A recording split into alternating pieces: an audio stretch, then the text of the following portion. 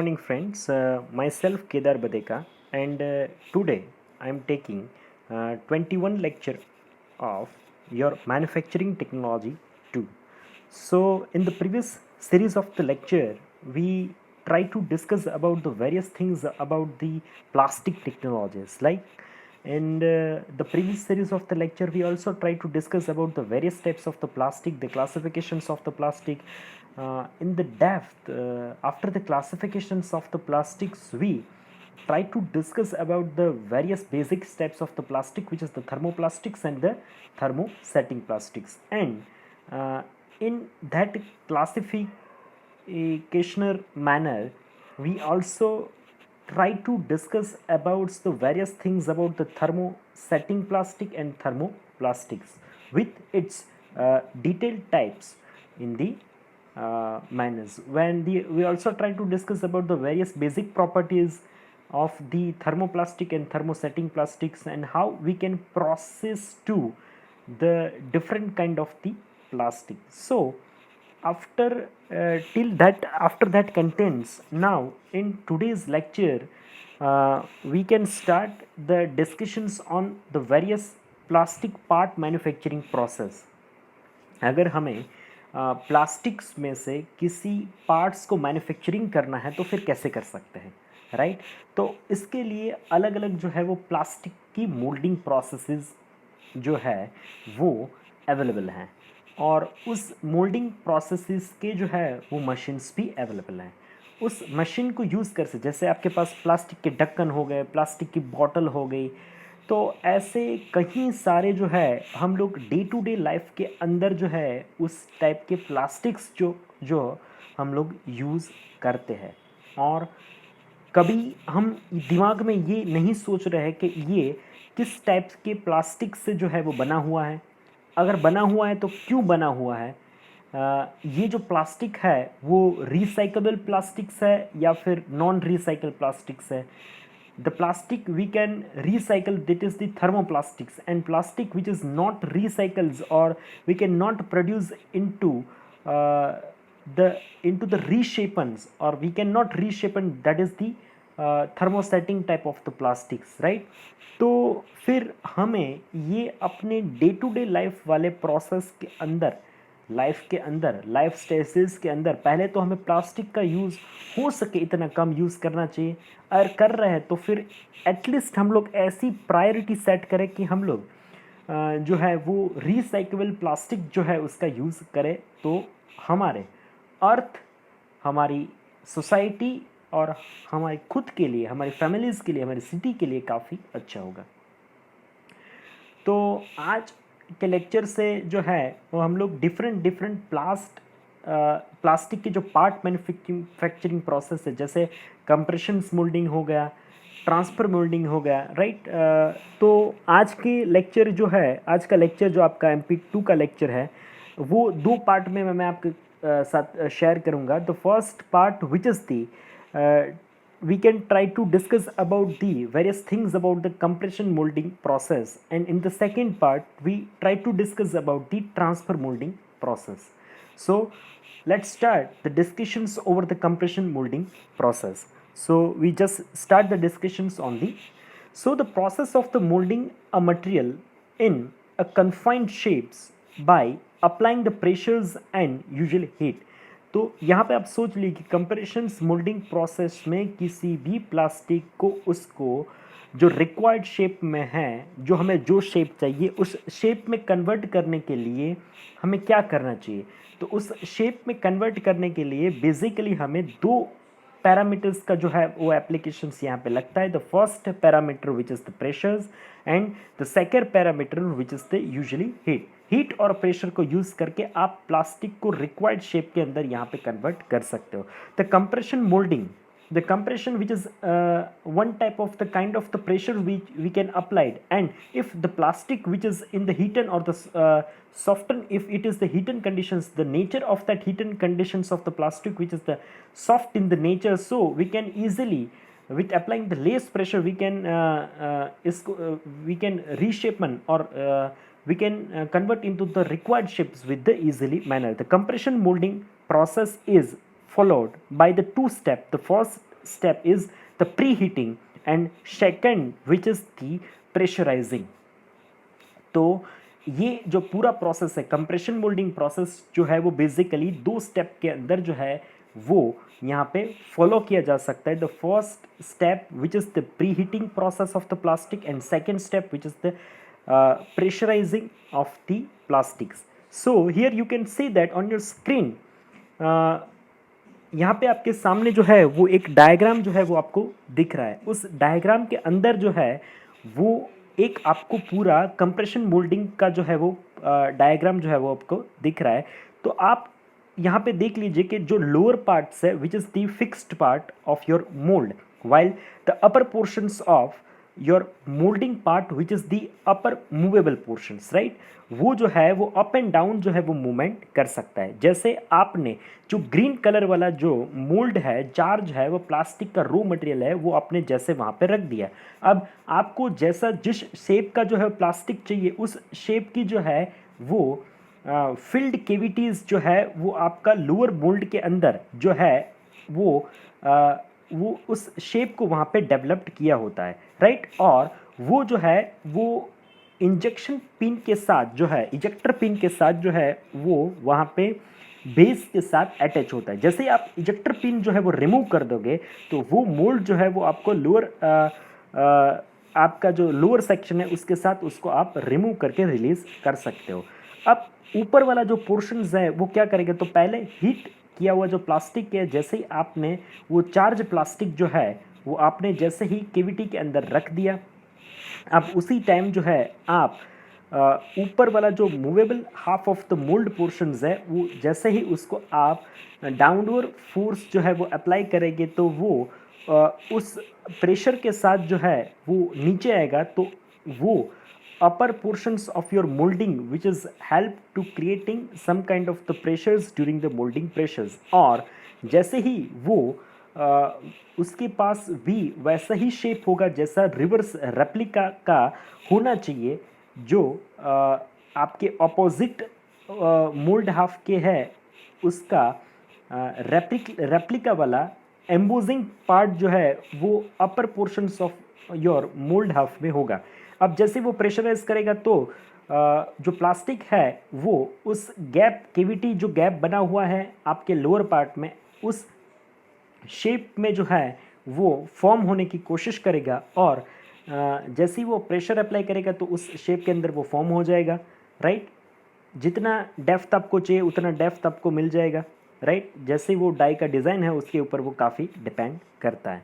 अब जैसे ही आप उस अपर पोर्शंस को फिर से अपवर्ड मोशंस में ले लेंगे तो जैसे ही इजेक्टर पिन को रिमूव करते ही वो आपको जो प्लास्टिक जो है वो आपको जो आपने शेपन किया है वो प्लास्टिक को आप मोल्ड में से बाहर निकाल सकते हो और यहाँ पे आपको रिक्वायर्ड शेप में प्लास्टिक जो है वो आप पे ये आपको मिल जाएगा. अब प्रोसेस की अगर मैं डिस्क्रिप्शन की बात करूँ तो प्रोसेस डिस्क्रिप्शंस के अंदर when the charge is placed into the cavity of a matched mold in an open portions, जैसे हम लोग रखते हैं the mold is closed by bringing the two halves together. अब उस मोल्ड को दो पार्ट को ज्वाइंट करके वहाँ पे बंद किया जा सकता है with the help of the ejector pins. The pressure is exerted to squeeze the resin so that it fills into the mold cavity. अब जैसे ही वो ऊपर वाला पोर्शंस जो है वो एक प्रेशर के साथ अप्लाई करेगा और वहाँ पे क्लोज होगा केविटी के अंदर तो वो जो रेजिन जो है वो मोल्ड केविटी का शेप जो है वो कन्वर्ट करने की कोशिश करेगा. While under the pressures the mould is heated. Pressure के अंदर जो मोल्ड जो है वो जो हीटेड मोल्ड है वो which try to cure the resin और उस हीट वाली कंडीशंस के अंदर वो रेजिन जो है वो पूरी केविटी के अंदर जो है वो फ्लो करने की कोशिश करेगा और जो केविटी के अंदर जो भी गैप बचता है उस गैप के अंदर वो फिल्ड हो जाएगा. As you can see the process descriptions in the figure, जैसे यहाँ पे जो है वो फर्स्ट पहले फिगर के अंदर यहाँ पे आप देख लीजिए कि एक आपको मेजर्ड्स पाउडर दिख रहा है. जो पाउडर का फॉर्म्स है वो हमें उस lower portions of your mould के अंदर फिल्ड कर दिया हुआ है. जैसे ही सेकेंड पोर्शन के अंदर आप देखोगे तो mould is now closures and we are applying the heat and pressures. Pressure कैसे अप्लाई करेंगे, अपर पोर्शन से हीट करेंगे हम लोग नीचे से मोल्ड को, तो वो प्लास्टिक जो है वो हीट होके फ्लो होने लगेगा और कोविड केविटी का जितना गैप है वहाँ पे वो फिल हो जाएगा। अब जैसे ही हमने थर्ड पोर्शन के अंदर जैसे ही हमने मोल्ड को ओपन कर लिया, ऊपर वाला जो मोल्ड पार्ट है जैसे हमने ऊपर ले लिया, अब मैं क्या करूँगा, इजेक्टर पिन को रिमूव करके अब वहाँ पे जो है वो जो हमने उस केविटी के थ्रू जो शेप हमने प्रोड्यूस किया था उसको मैंने निकाल के बाहर कर दिया और फाइनल प्रोडक्ट जो है वो आपके सामने अभी दिख रहा है, right. Now the stages in the compression moulding cycle, कितने स्टेजेस जो है वो कंप्रेशन मोल्डिंग साइकिल्स के अंदर जो है वो बेसिकली होते हैं। So the basically the steps which are in the compression moulding cycle which is that this cycle which is plotted again the two phenomenons, ये जो है वो दो पैरामीटर के साथ, एक तो मोल्डिंग जो है वो एक तो हम लोग जो प्रेशर अप्लाई करते हैं वो प्रेशर, और उसके साथ एक टाइम जो है वो रिक्वायर्ड जो है, एक टाइम जो है वो लगता है। जैसे ही आप फोर्स अप्लाई करोगे और जैसे आप फोर्स को एक्सर्ट्स कर लोगे तो उसके बीच जो है वहाँ पे एक कंप्रेशन फोर्स जो है वो लगता है, और उस कंप्रेशन फोर्स की वजह से जो है वहाँ पे एक प्लास्टिक जो है वो हीटिंग कंडीशन के साथ फ्लो करके एक रिक्वायर्ड शेप के अंदर उसका फैब्रिकेशंस जो है वो होता है और प्लास्टिफिकेशंस जो है वो होता है। ये यहाँ पे ये डायग्राम जो है यहाँ पे आपको इतना चीज़ जो है इस डायग्राम से आपको पता चल सकता है। सो यानी बेसिकली इस डायग्राम की अगर बात करें तो डायग्राम के अंदर दो पैरामीटर्स जो है वो काफ़ी इंपॉर्टेंट्स हैं। दो पैरामीटर्स आपके हो गए प्रेशर्स और हीट, और इसके साथ जो है आप जो फोर्स अप्लाई करते हैं और उस फोर्स के साथ एक सर्टेन पीरियड ऑफ टाइम जो है वो लगता है प्लास्टिक को किसी भी शेप में एग्जैक्ट शेप में फॉर्म होने में जो टाइम लगता है, वो टाइम के बाद जो है वो प्लास्टिक ठंडा होके सॉलिड होके उस शेप के अंदर स्टेबल हो जाएगा। The stages in the compression molding cycles, the various stages of the compression molding cycle time can be represented as a functions of the force which is required to close the mold at a constant rate. In the plastifications stage, the force which is increased rapidly, वहाँ पे force जो है वो rapidly increase होता है, or as the polymer is feeds into the compressed and it is heated, and it is compressed and it is heated. Next, the second stage where the flow which is the commences, once the yield stress of the elastomer is exceeds the second stage. In the second stage, the flow which is commences once the yield stresses of the elastomer is exceeds the Tc, which is the time, is the point at which the mold is filled and compressed of the melt is to be occurs. Now the mold filling, the majority of the chemical reaction is should be take place after the Tc, right। एक तरीके से उसका पूरा compressed और heat के साथ एक जो केमिकल प्रोसेस होके उसका कैविटी को फिल करना प्रोसेस हो जाएगा और टीसी टाइम के साथ स्टार्ट होगा। अब इस प्रोसेस के अंदर बेसिकली कितने पैरामीटर्स जो है वो हमें ध्यान में रखने चाहिए। First which is the quantity of the moulding material, कितना क्वांटिटी ऑफ मोल्डिंग मटेरियल्स जो है वो आप कैविटी के अंदर रख रहे हो, क्योंकि उस हिसाब से उस शेप का जो है वो डायमेंशंस डेवलप्ड होने वाला है। Second which is the pressure of the moulding process, आप उस मोल्डिंग प्रोसेस के अंदर कितना प्रेशर जो है वो अप्लाई करने वाले हो।